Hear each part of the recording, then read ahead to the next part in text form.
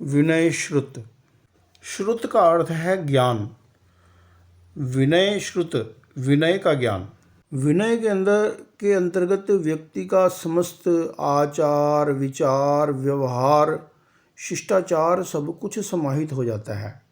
इस आधार पर विनय के 7 भेद किए गए: ज्ञान विनय, दर्शन विनय, चारित्र विनय, मन विनय, वचन विनय, काय विनय और लोकोपचार विनय। विनय का अर्थ है विनम्रता। अहंकार का विलय विनय है। जहाँ व्यक्ति के चित्त में न अहंकार का भाव होता है और ना ही हीनता का भाव होता है, जहाँ व्यक्ति न तो दूसरों का तिरस्कार करता है और न ही कहीं तिरस्कार का अनुभव करता है, वह विनय है। जहाँ न सुपीरियरिटी कॉम्प्लेक्स है न इन्फीरियरिटी कॉम्प्लेक्स है, वह विनम्रता है। ज्ञान का अनुवर्तन करना, यह ज्ञान विनय है। साधक प्रत्येक कार्य ज्ञान पूर्वक करे, विवेक चेतना के साथ करे। वह धर्म अधर्म का विवेक करे, कर्तव्य अकर्तव्य का विवेक करे, हेय और उपादेय का विवेक करे। इस प्रकार जो विवेक पूर्वक कार्य करता है वह वास्तव में ज्ञानी कहलाता है। अहंकार अज्ञान है, अहंकार विकार है, अहंकार चित्त की दुर्बलता है। व्यक्ति के भीतर राग द्वेष होता है, व्यक्ति का चित्त दुर्बल होता है, तो व्यक्ति के भीतर जब अज्ञान होता है तो वह दूसरों का तिरस्कार भी कर देता है। कभी वह हीनता की अनुभूति करता है, कभी स्वयं को दूसरों से श्रेष्ठ समझता है। सांसारिक या आध्यात्मिक किसी भी कार्य को यदि व्यक्ति विवेक पूर्वक करता है, उससे श्रेष्ठ व्यक्तित्व का निर्माण होता है। यहाँ ज्ञान का अर्थ है विवेक का जागरण। जहाँ विवेक का जागरण नहीं है, वह ज्ञान भी अज्ञान बन जाता है। तत्व के द्वारा व्यक्ति विवेक करे, तत्व चिंतन के द्वारा धर्म अधर्म का विवेक करे, कर्तव्य अकर्तव्य का विवेक करे, करणीय अकरणीय का विवेक करे, हेय और उपादेय का विवेक करे।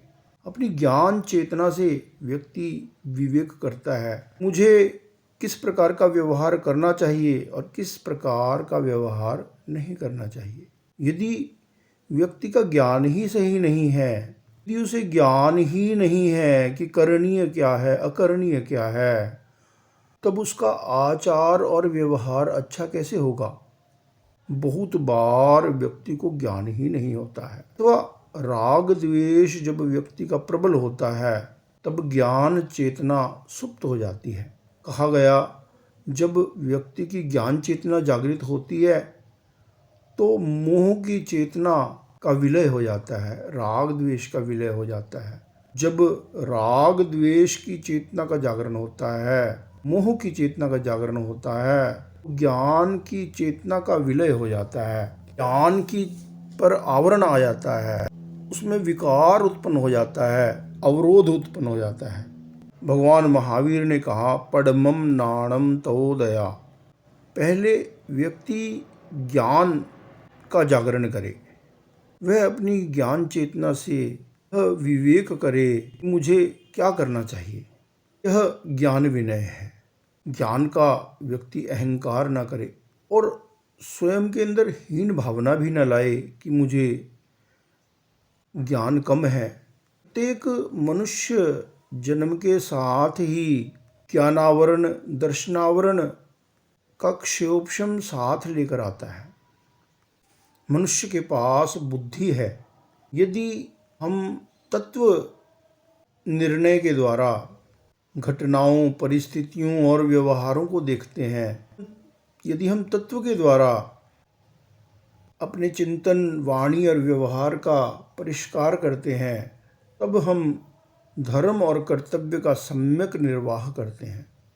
कोई भी कार्य संपन्न करना है तो उस कार्य के बारे में ज्ञान होना अत्यंत आवश्यक है।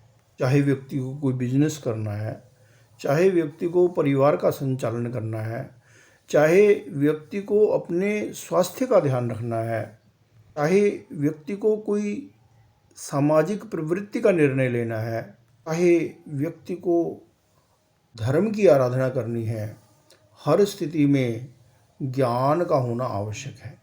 तो हमारा हर कार्य ज्ञान पूर्वक होना चाहिए, विवेक पूर्वक होना चाहिए। ज्ञानावरण के क्षोभशम से व्यक्ति के पास कम से कम 2 ज्ञान प्रत्येक जीव के पास होते हैं। मनुष्य का मति ज्ञान और श्रुत ज्ञान तिर्यंच जगत से अत्यंत विकसित होता है।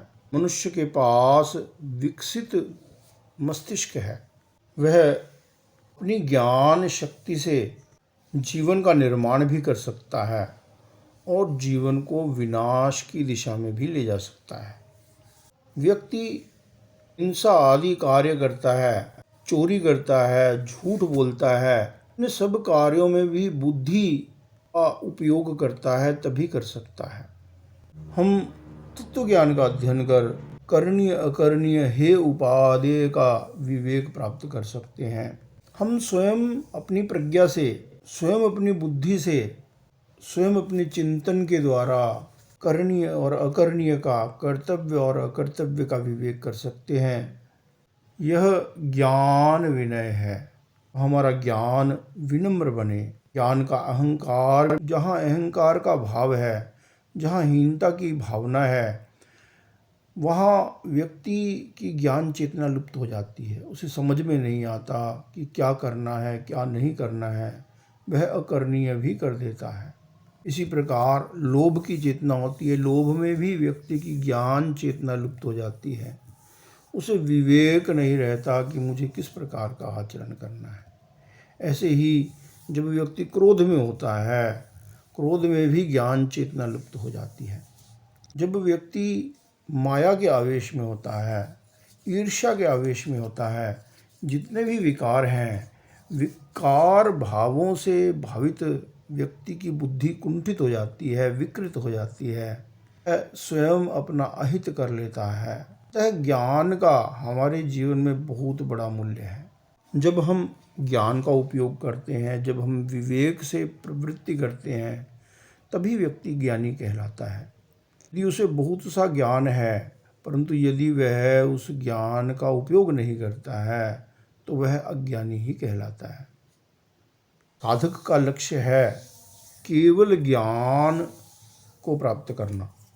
ऐसा ज्ञान जहाँ न राग हो, न द्वेष हो, केवल ज्ञान, केवल विवेक पूर्वक, केवल ज्ञान पूर्वक, ज्ञाता दृष्टा भाव से प्रवृत्ति करना, क्षमा भाव से, विनम्रता के भाव से जो प्रवृत्ति करता है, जो संतोष भाव से, ऋजुता से, सरलता से कार्य करता है, जो सहनशीलता का परिचय देता है, वह व्यक्ति वास्तव में केवल ज्ञान की साधना करता है, केवल दर्शन की साधना करता है। हमारे भीतर ज्ञान चेतना का हम जागरण करें। कोई दूसरा हमारी ज्ञान चेतना को जागृत करने में निमित्त बन सकता है, परंतु कोई भी निमित्त तभी कार्यकर होगा जब हम स्वयं अपनी ज्ञान चेतना को जागृत करते हैं। और ज्ञान चेतना को जागृत कर हम मोक्ष पथ पर आगे बढ़ सकते हैं, मोक्ष की आराधना कर सकते हैं, धर्म की आराधना कर सकते हैं, आत्मा की आराधना कर सकते हैं। हमारा भौतिक और आध्यात्मिक दोनों जीवन ज्ञान विनय से सुखद हो सकते हैं, शांतिमय हो सकते हैं। हम सुख, शांति और समृद्धि को प्राप्त कर सकते हैं।